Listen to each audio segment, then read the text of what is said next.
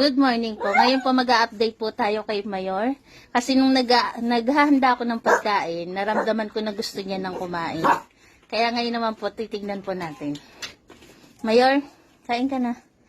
Oh, di ba? Thank you God. Thanks God po. Kumakain na si Mayor. Lips! Mamaya ka sumalo, Lips.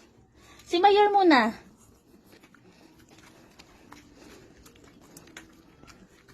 Ayan, makikita po natin na kumakain na si Mayor. Nung mga 3 araw, kahit anong iaabot namin, ayaw niya po talagang kainin. Ngayon, ayan o.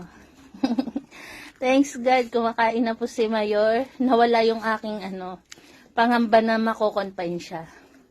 Kasi sabi ng vet, within 24 hours, kapag hindi daw kumain si Mayor, at wala pa rin gana, i-confine daw po siya.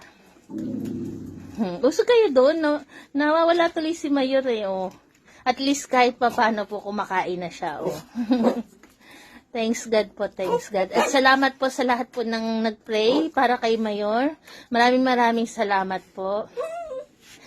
Ayan, makita po natin, kahit hindi niya to naubos, at least kumain na po siya. Kasi dati, nung mga nakaraan, kahit manok, atay, karne, ayaw niya po talagang kainin.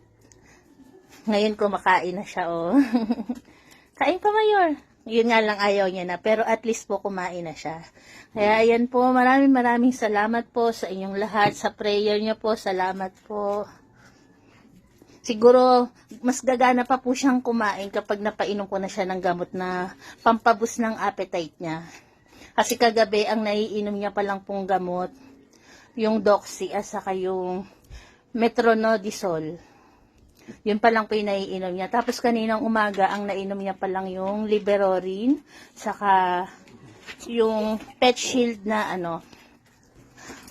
panlaban niya sa katawan para kahit marami daw siyang iniinom na gamot, hindi siya tawag dito, hindi maapektuhan yung kanyang mga liver, ganon. Ito, yung ganyang Pet Shield. Ayan po, ang update kay Mayor.